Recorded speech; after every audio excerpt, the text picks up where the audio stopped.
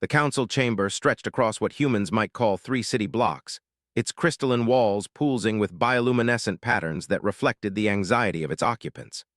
High Chancellor's 4 eyes swept across the assembled representatives of 47 galactic civilizations, each species more ancient and supposedly more advanced than the last. Yet today, they all shared the same expression of bewilderment and growing concern. "The situation has escalated beyond our projections," announced, her voice carrying through the chamber's neural translation network. The holographic display behind her showed a 3-dimensional map of the galaxy, with one small yellow star system pulsing ominously near what most civilizations considered the galactic backwater. "The species from Sol 3, designation humans, have now eliminated 17 different invasion fleets." A collective ripple of unease passed through the chamber. The representative, General, stood on his 6 legs and gestured with his primary manipulator arms. "Impossible. Our preliminary scans showed them to be barely past their nuclear age.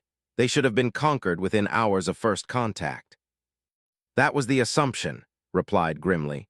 "The Empire certainly believed so when they launched their standard subjugation fleet 6 months ago."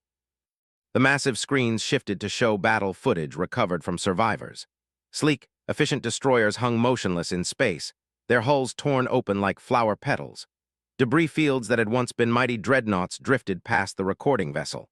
Most disturbing of all were the human ships, crude-looking metal constructions that seemed to have been welded together by particularly enthusiastic scrap dealers, yet they moved through space with deadly precision. "The humans call them gunships," continued. "Analysis indicates they're essentially flying weapons platforms with the minimal life support necessary to keep their crews alive. No luxury compartments, no diplomatic quarters, no recreational facilities, just weapons, engines, and enough air to keep fighting." Ambassador of the Peaceful Collective, her translucent blue form shimmering with distress, spoke up. "Surely this is an aberration. No species dedicates such resources to warfare without catastrophic internal conflict. They must be on the verge of self-destruction." "That was the hegemony's assessment," said, bringing up new footage. "They sent anthropologists first, believing that understanding human psychology would make conquest trivial." The screen showed recordings from the hegemony's cultural analysis mission. Teams of gray-skinned hegemony scholars sat in human libraries, their advanced neural interfaces downloading vast amounts of human literature, history, and entertainment media. The expressions on their faces grew increasingly disturbed as they processed the data. "What did they discover?" asked Counselor, his cybernetic implants glowing with curiosity. Manipulated the display, bringing up a report filed by the hegemony's lead. "According to Dr. Aaron's analysis, humans appear to have no concept of a limited war. They studied human history and found that when humans fight, they fight with absolute commitment. When they allied against common enemies, they would literally reshape their entire civilizations around the war effort. They would convert luxury goods factories to produce ammunition, teach their offspring to handle weapons, and continue fighting even when their cities were reduced to rubble." "Primitive savagery," snorted General. "Surely superior technology negates such crude determination." "The hegemony believed the same thing," said.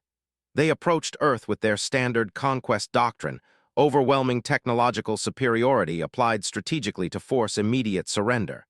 They transmitted surrender demands in 37 human languages and waited for the inevitable capitulation."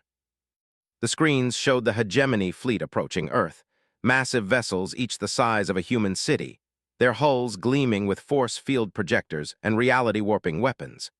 They took positions around Earth's moon and began broadcasting their ultimatum. "The humans responded," continued, "but not as expected." The recording shifted to show the human response. Instead of surrender negotiations or desperate last stands, every major human government simultaneously activated what they called Fortress Protocol. Military bases that had been carefully hidden began rising from beneath urban centers. Civilian spacecraft were retrofitted with weapons in a matter of hours. Most disturbing of all, human schools began teaching advanced physics and engineering at an accelerated pace. "They weren't preparing to fight the hegemony," explained. "They were preparing to learn from fighting the hegemony." The Peaceful Collective's representative made a sound that translated roughly as horrified amazement. "They intended to use the invasion as a learning experience." "Worse," replied. They intended to win. Analysis of intercepted human military communications reveals they never considered the possibility of losing. Not because they believed they were superior, but because they had apparently never encountered a problem they couldn't solve through what they call excessive application of effort. The battle footage that followed every standard projection model used by galactic military strategists. The hegemony opened with their standard overwhelming assault, planet crackers designed to demonstrate their ability to destroy worlds if necessary. The humans responded by somehow intercepting the planet cracker beams and redirecting them at the hegemony ships. How is this possible? General demanded. Planet cracker technology requires understanding of quantum mechanics that took our civilization 12,000 years to develop. According to the hegemony survivors, said, the humans didn't understand the technology. They just observed it working and immediately began experimenting. Their scientists were apparently taking measurements and making modifications while still under fire. The footage showed human fighters engaging hegemony vessels in close combat, using maneuvers that should have been impossible for biological pilots to survive. When hegemony ships attempted to retreat to hyperspace, they found human vessels somehow matching their escape vectors, as if the humans had decoded hyperspace navigation in real time. The hegemony's final transmission, said, bringing up a desperate message from the hegemony fleet commander, reported that human engineers were attempting to board damaged hegemony vessels not to capture them, but to reverse engineer their technology while the battle was still in progress. Counselor's cybernetic implants flickered with processing strain. This suggests a learning curve that violates established principles. No species should be capable of such rapid technological adaptation. The Commonwealth reached the same conclusion, replied. They decided the reports must be exaggerated and sent their own invasion fleet, a full battle group equipped with temporal displacement weapons. The screen showed the fleet's approach to Earth.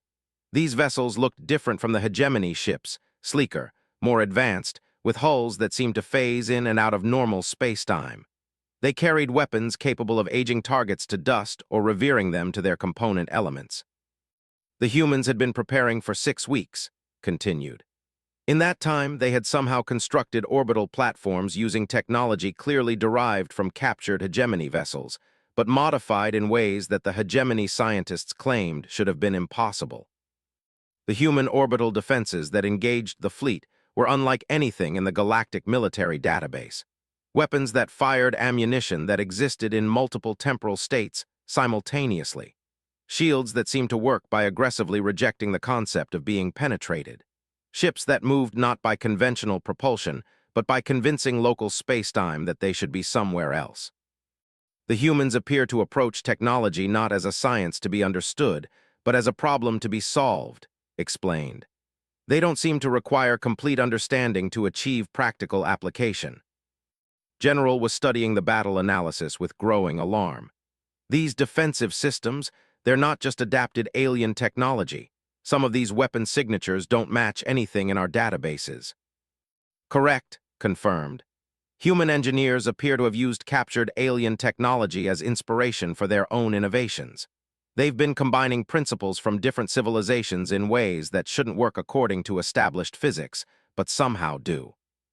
The footage showed human ships engaging vessels in temporal combat, fighting in multiple simultaneously, using causality loops as weapons, somehow turning this own time manipulation technology against them.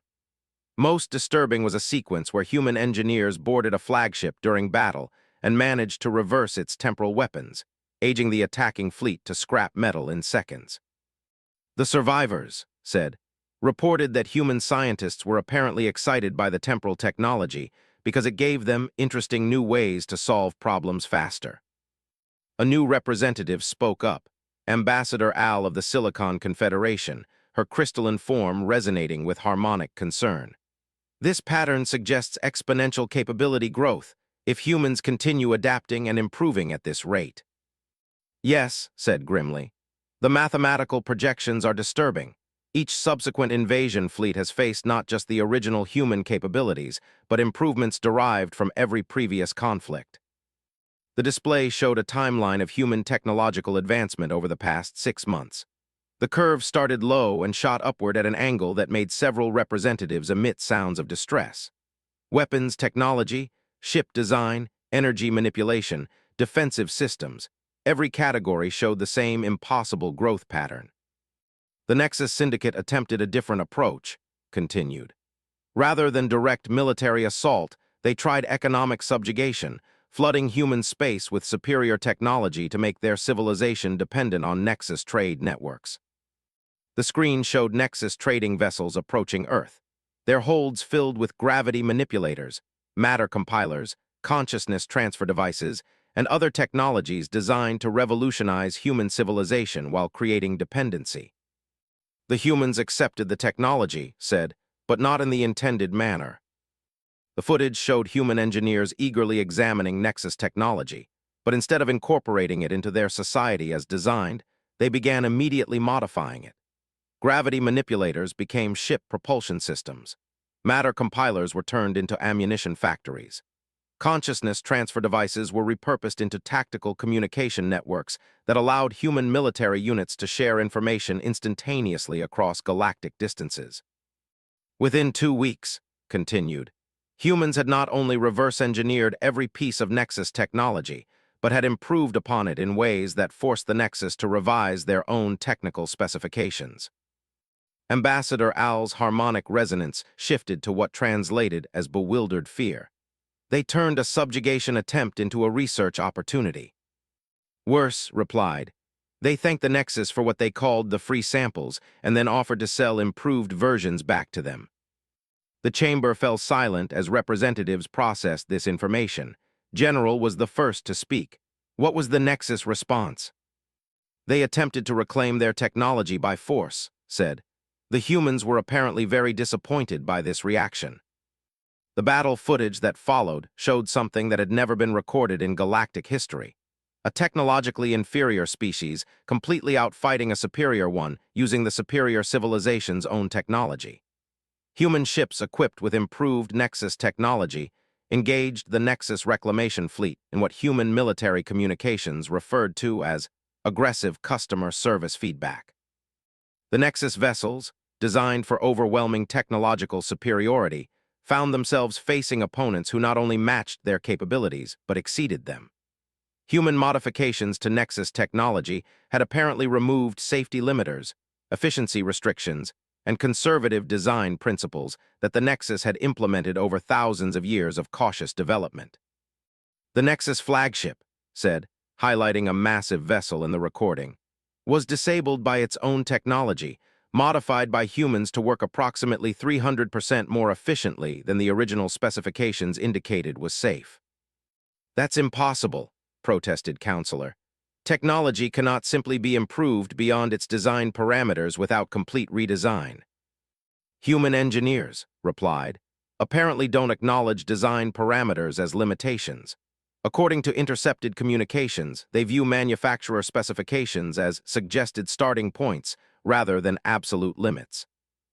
The recording showed human boarding parties entering the disabled Nexus flagship.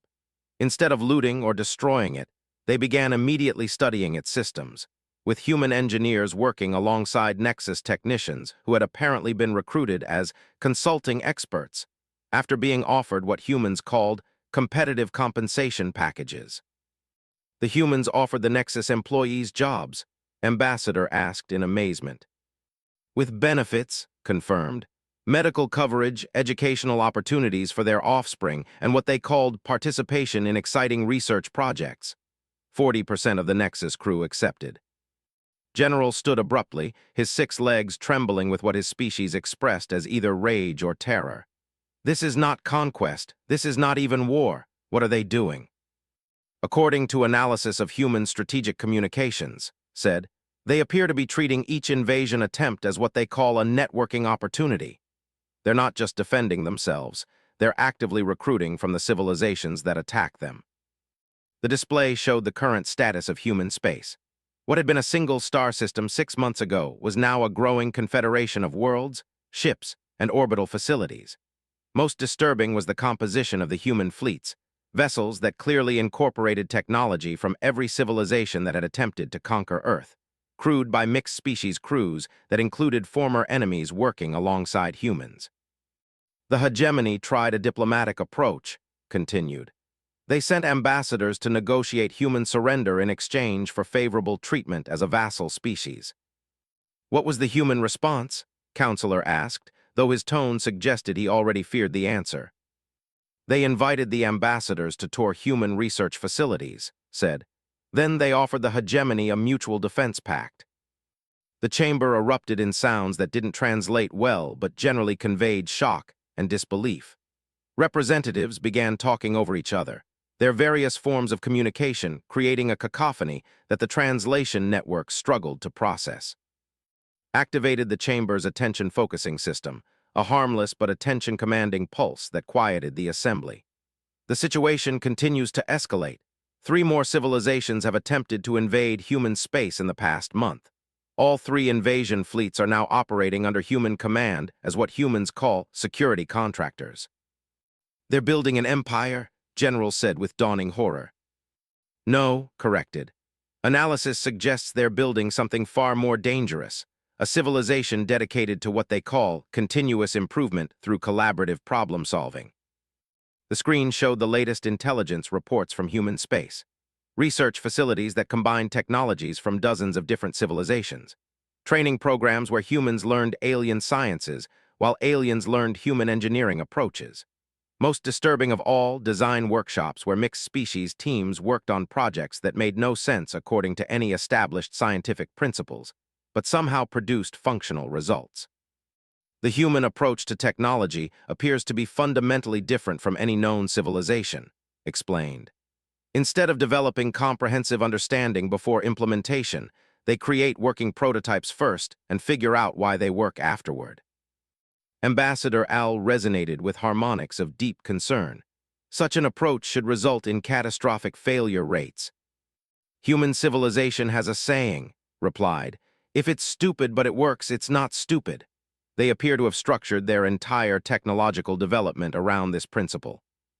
The latest battle footage showed human vessels that every principle of spacecraft design. Ships with hulls that seemed to be held together by determination rather than structural integrity, weapons that worked on principles that shouldn't exist, and propulsion systems that moved faster than light by what the recording suggested was essentially aggressive optimism. The Vex Collective attempted a final solution, announced. They decided that humans represented an existential threat to galactic stability and deployed their planet-killer fleet. The screen showed the Vex Collective's most devastating weapons, ships designed not for conquest, but for complete planetary annihilation. These vessels carried reality manipulation devices capable of editing matter out of existence, weapons that could unravel the fundamental forces that held atoms together. 24 planet-killer vessels approached the Sol system, continued. The human response was unprecedented. The footage that followed showed something that violated every understanding of space combat. Instead of meeting the Vex fleet with weapons, the humans launched what appeared to be civilian evacuation ships, massive vessels filled with human families, their possessions, and their pets. They evacuated Earth, Ambassador asked in confusion. No, said. They evacuated toward the Vex fleet. The recording showed thousands of human ships approaching the planet-killer vessels, broadcasting on every communication frequency messages that translated roughly as, "Hello, we're your new neighbors. We brought cookies." The Vex opened fire, continued. Reality manipulation weapons that should have deleted the human ships from existence instead caused them to multiply.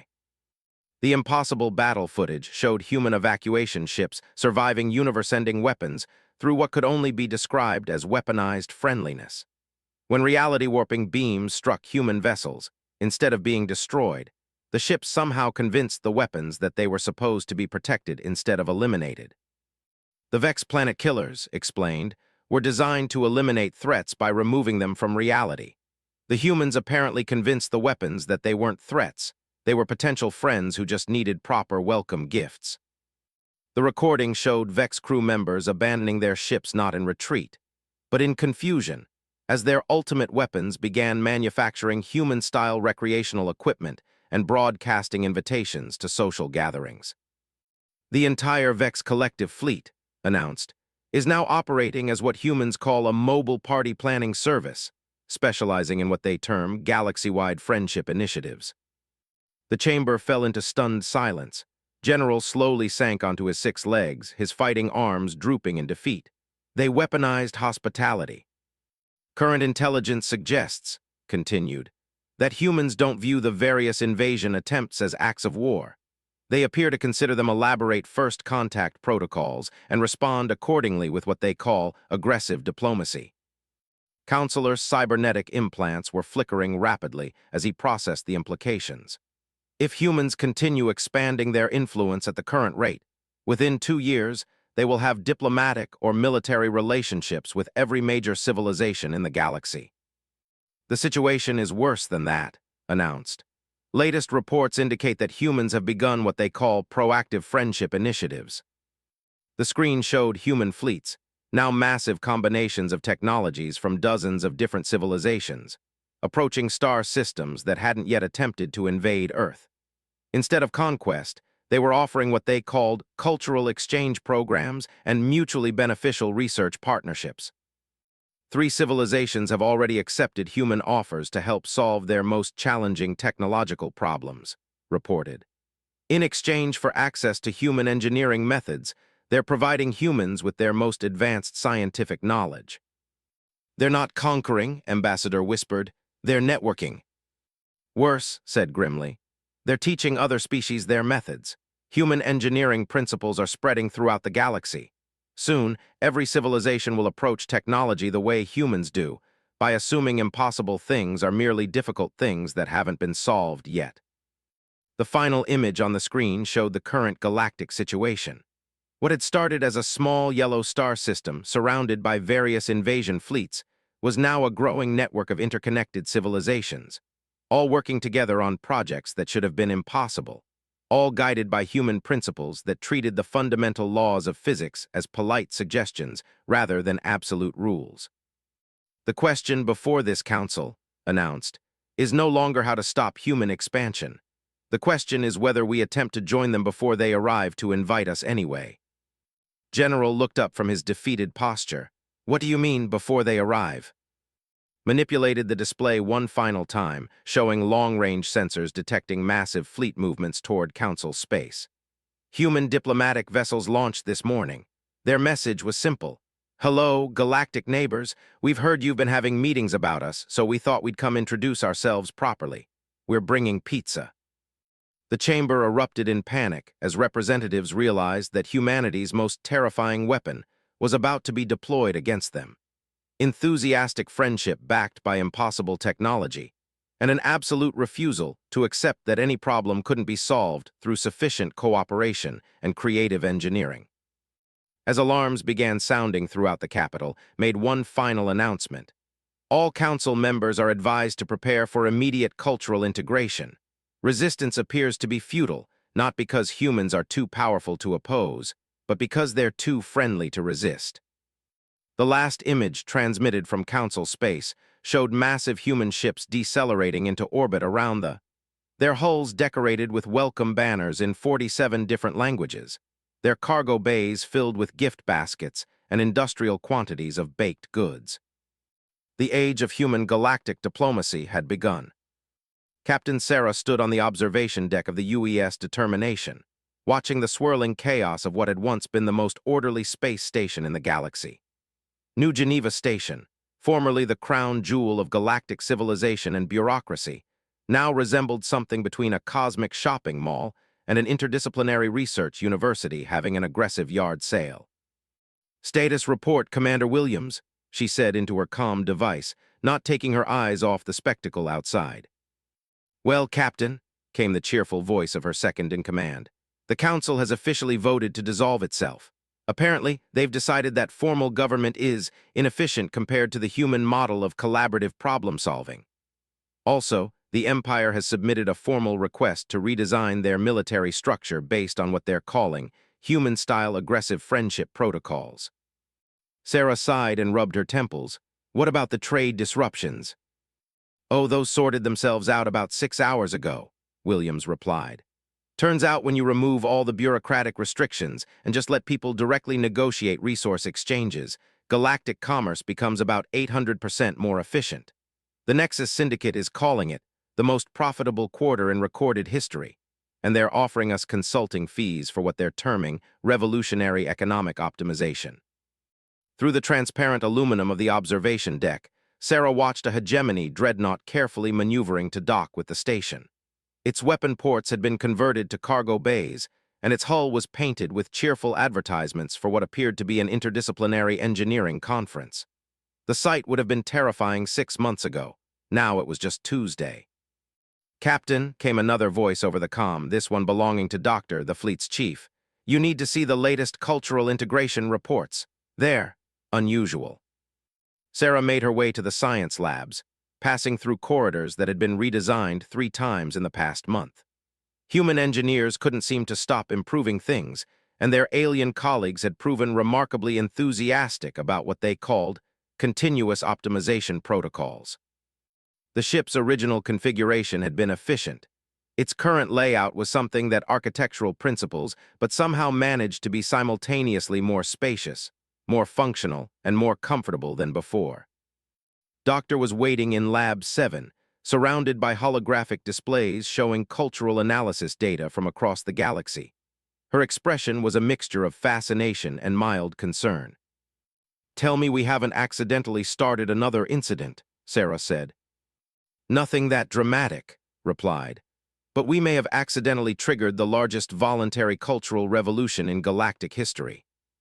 The holographic displays showed survey data from hundreds of worlds.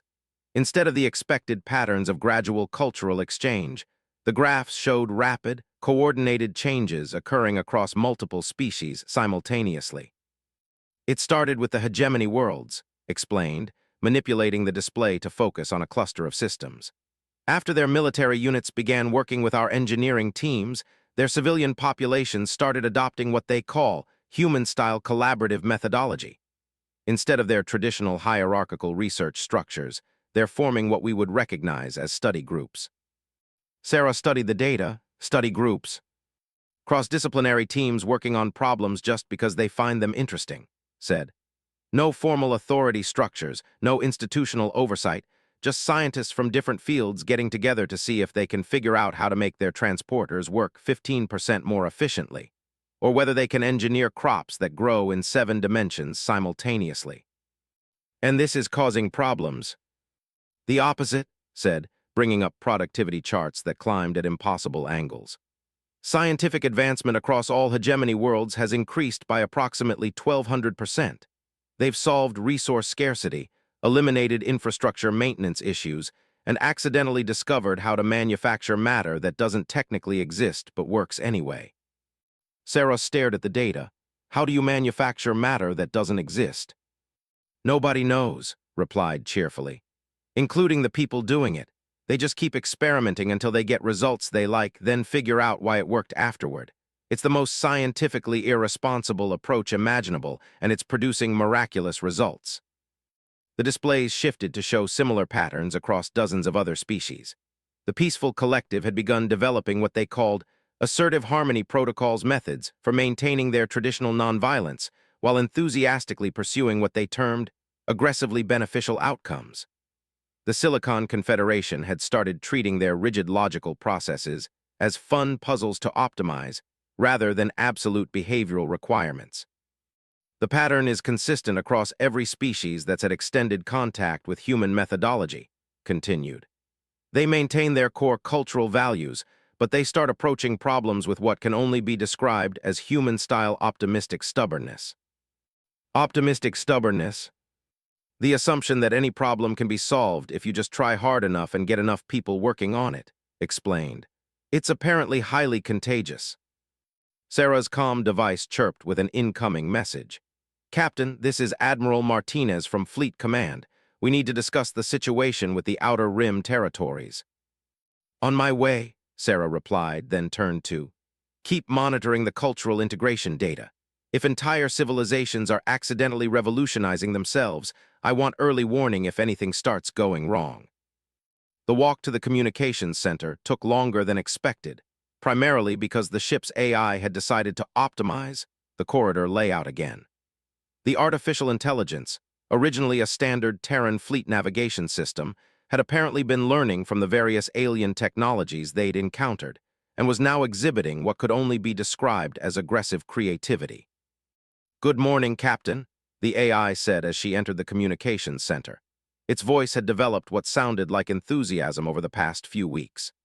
"I've taken the liberty of redesigning the communications array to incorporate temporal technology, Nexus quantum networking, and harmonic resonance systems. We can now communicate with anyone, anywhere, at any time, including some people who don't exist yet." "Please don't contact people who don't exist yet," Sarah said firmly. "We've discussed this." "Understood, Captain. Though I should mention that 3 different future versions of yourself have already sent messages asking for updates on the galactic situation. They seem very pleased with how things are developing." Sarah decided not to pursue that particular conversational thread and activated the long-range communicator. Admiral Martinez's face appeared on the main screen, though he looked significantly more relaxed than Sarah had seen him in years.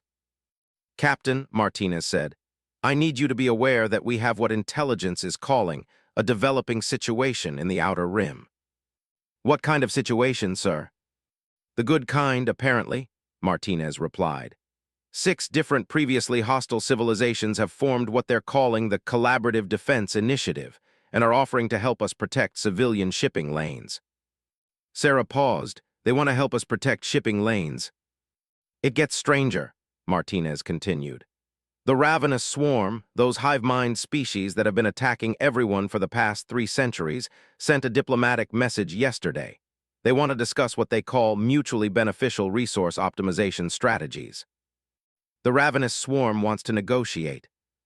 According to their message, they've been observing human problem-solving methods and have concluded that cooperation is a more efficient approach to resource acquisition than consumption. Martinez paused. "They're offering to help terraform dead worlds in exchange for what they call interesting engineering challenges." Sarah sat down heavily in the nearest chair. "Admiral, with respect, this is starting to sound like the entire galaxy is going insane." "That was my initial assessment," Martinez agreed. "But the intelligence reports suggest it's the opposite.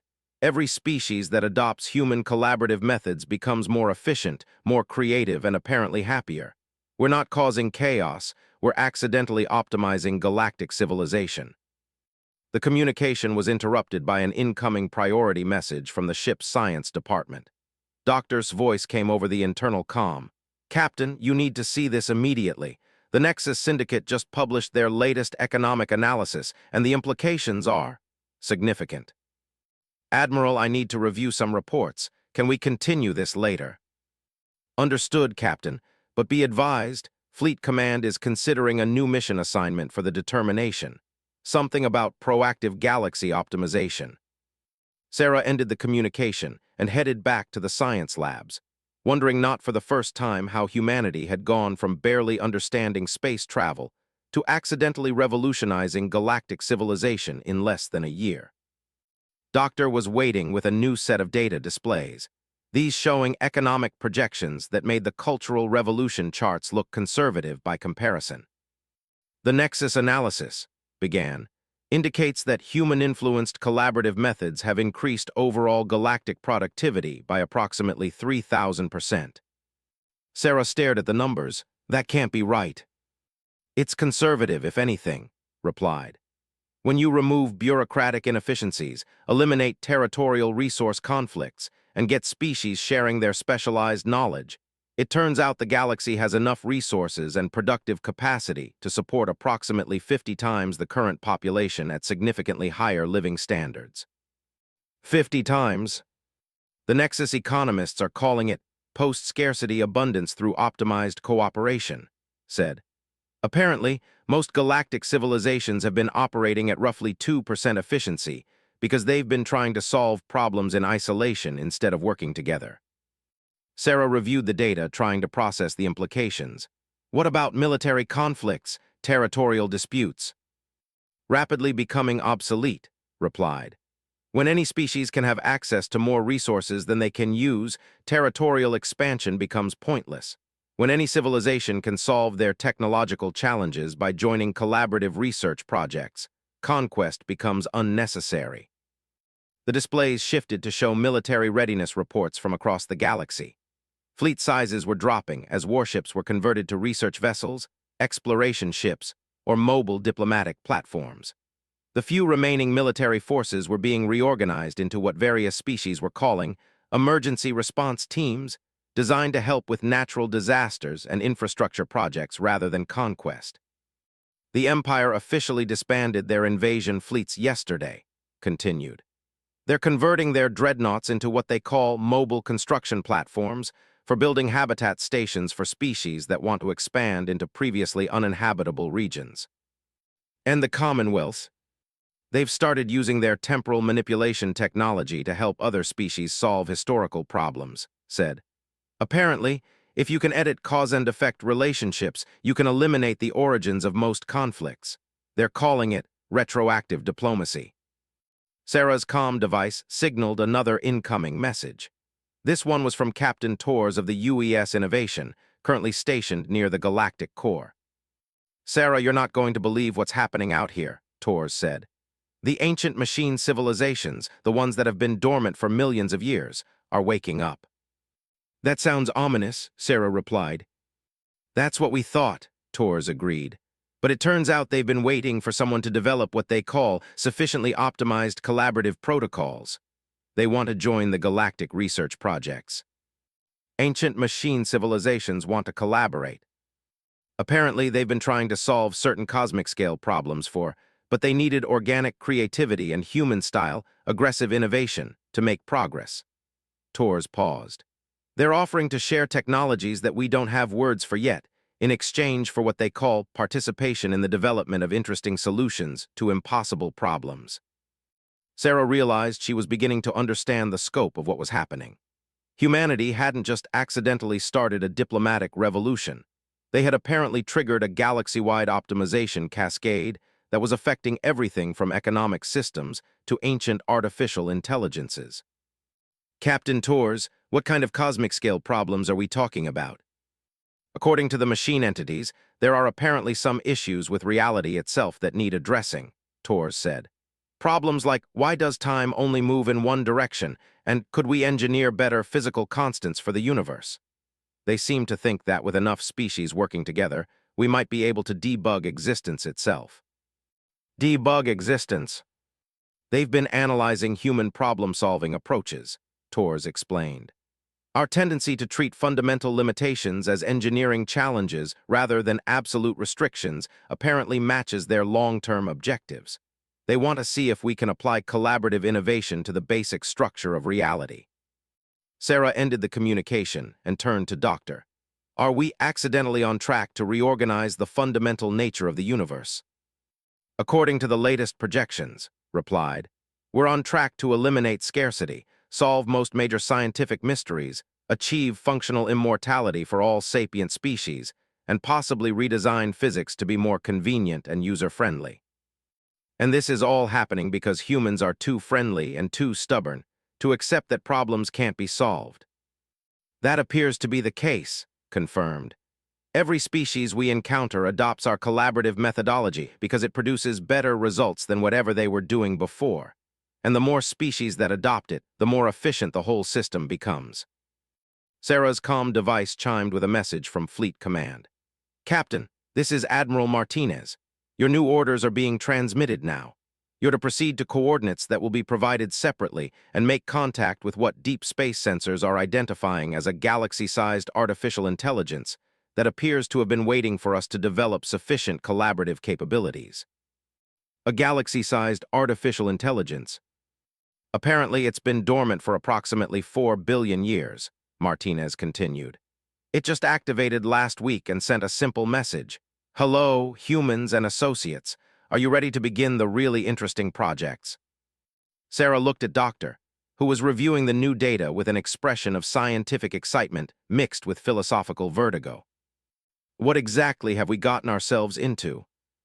If the projections are correct, replied, we've accidentally initiated the transition from a galaxy of isolated civilizations competing for limited resources to a collaborative research community working on projects that might make us functionally indistinguishable from gods. And that's a good thing.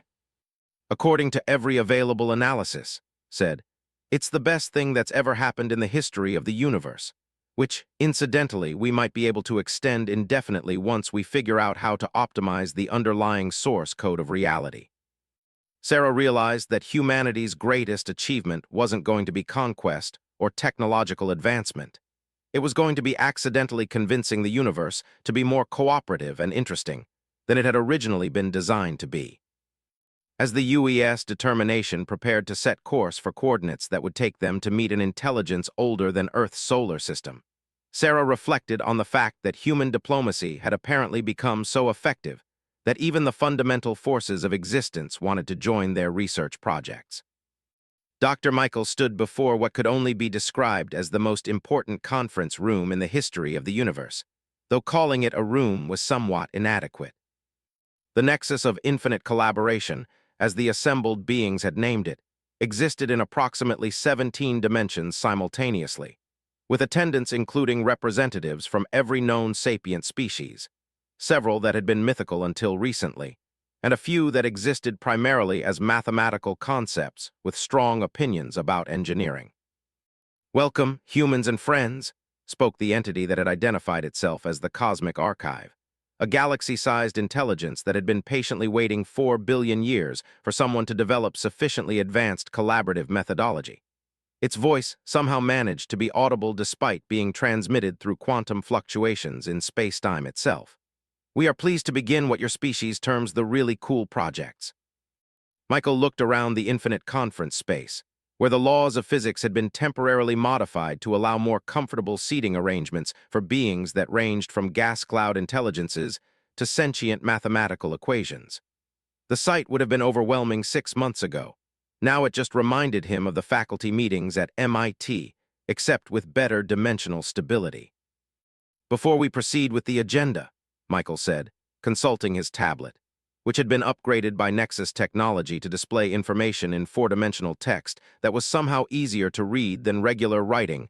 I want to confirm that everyone is here voluntarily and understands that participation in these projects is entirely optional. A harmonious sound that translated roughly as amused appreciation emanated from several thousand attendees simultaneously. The representative, Chancellor Law, spoke for the group. Doctor, every civilization represented here has experienced what you call the human optimization effect. Our productivity has increased by orders of magnitude, our conflicts have become obsolete, and our scientific advancement has accelerated beyond our most optimistic projections. We are not here because we must be. We are here because working with humans and their collaborative methods has become the most enjoyable and rewarding activity any of us have ever encountered. Michael nodded and made a note on his tablet. Excellent. In that case, let's review the current project list. The space around them transformed into a 3-dimensional display showing hundreds of ongoing research initiatives, from the practical, designing more efficient stars, to the ambitious, debugging the fundamental constants of reality, to the purely entertaining, engineering pocket universes optimized for recreational activities. Status report on Project Temporal Convenience, Michael said. The representative, a harmonic being of living crystal named Resonance 7, chimed with what translated as enthusiastic progress. Human temporal engineers have successfully collaborated with and ancient machine entities to develop what we are calling time management protocols. We can now schedule meetings across multiple, eliminate waiting periods from bureaucratic processes, and retroactively optimize unfortunate historical events. Any problems with causality paradoxes? Michael asked. None significant, Resonance 7 replied.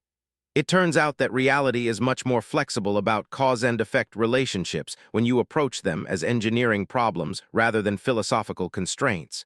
Human stubbornness appears to be more powerful than temporal mechanics.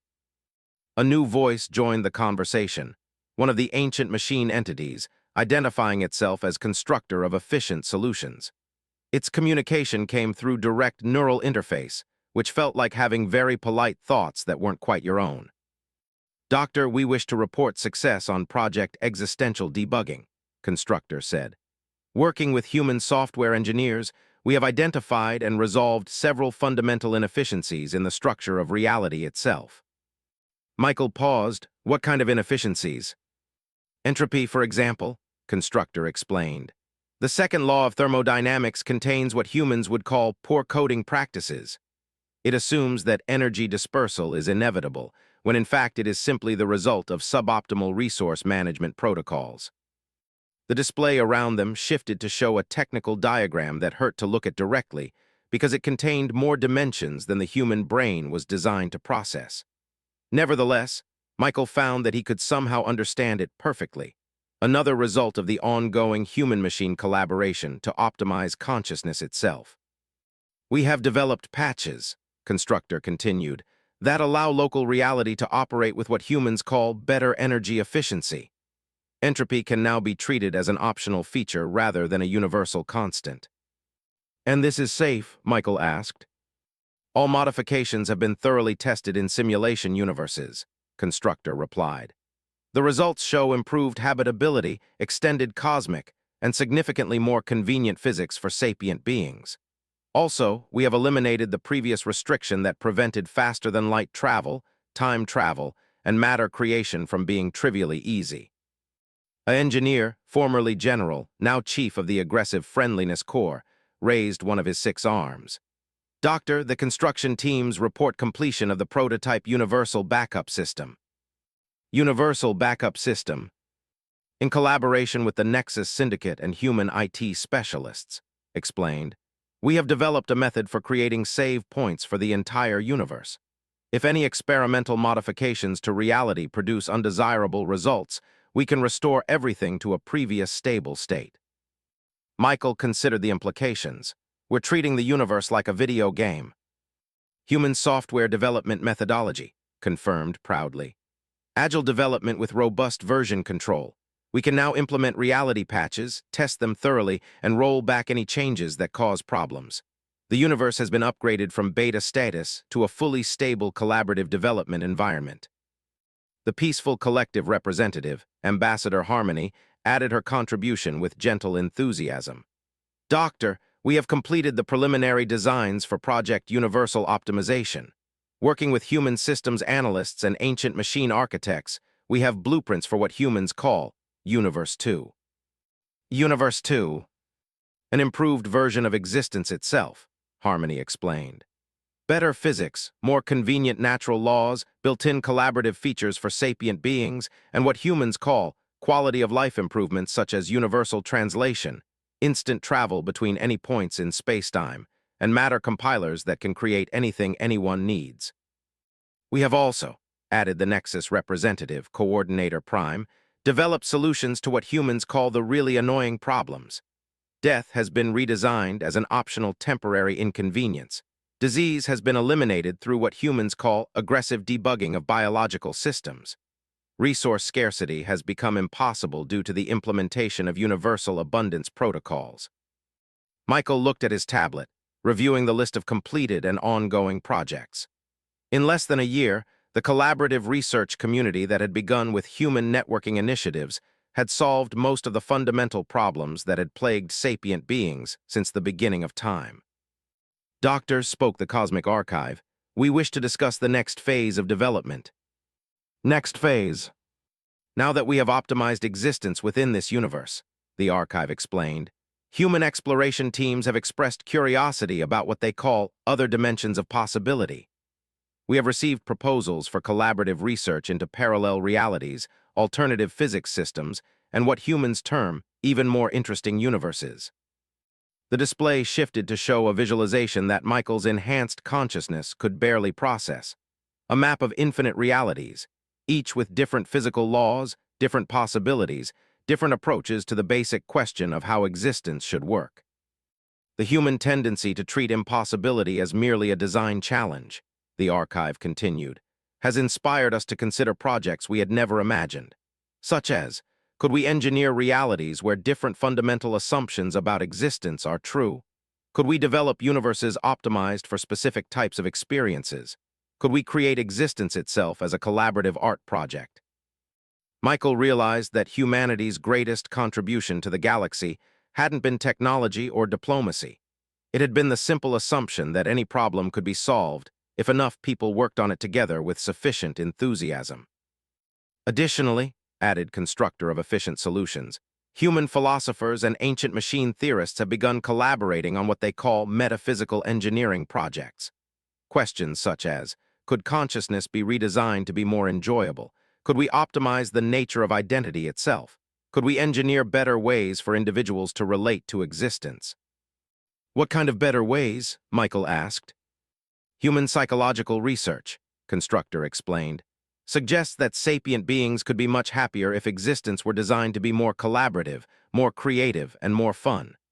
We are exploring modifications to consciousness that would allow individuals to share experiences directly, collaborate on thoughts themselves, and approach existence as what humans call a really interesting group project. The Ravenous Swarm representative, formerly a terrifying hive mind, now calling itself the Enthusiastic Research Collective, contributed with harmonized excitement. Doctor, our human-influenced methodologies have led us to discover that consumption and destruction are far less satisfying than creation and collaboration. We have redesigned our fundamental nature to focus on what humans call building cool stuff together. And this is working well? Michael asked. We have never been happier, the collective replied. Human approaches to problem-solving have taught us that existence is more enjoyable when approached as a collaborative, creative project rather than a competitive struggle for resources. We are now dedicated to helping design new forms of existence that are optimized for what humans call having a good time while learning interesting things. Michael looked around the infinite conference room at the assembled representatives of galactic civilization. Ancient machine intelligences worked alongside biological species that had evolved billions of years apart. Former enemies collaborated on projects that would have been incomprehensible 6 months ago. Beings that had never imagined cooperation were now enthusiastically participating in the redesign of reality itself. Doctor, spoke Resonance 7, we wish to formally acknowledge what human methodology has accomplished. The space around them transformed into a memorial display, not of loss, but of transformation. Images of what galactic civilization had been like before human contact. Isolated species struggling with limited resources, ancient conflicts perpetuating across, vast intelligences dormant due to lack of collaborative opportunities.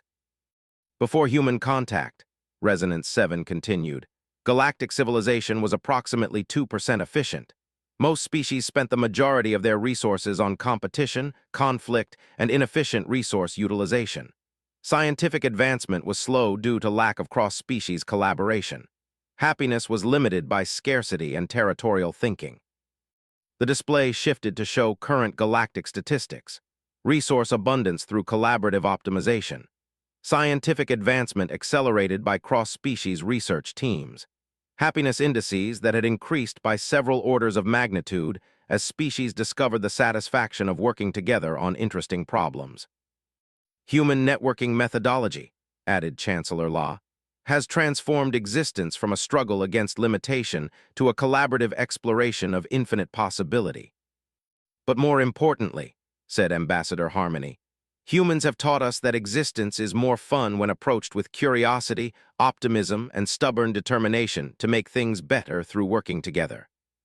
The Cosmic Archive's voice resonated through space-time with what could only be described as vast satisfaction. Doctor, we have waited 4 billion years for a species to develop collaborative methodology sufficient for the projects we wish to undertake. Human approaches have exceeded our most optimistic projections. Michael felt a moment of overwhelming perspective as he considered the scope of what had happened.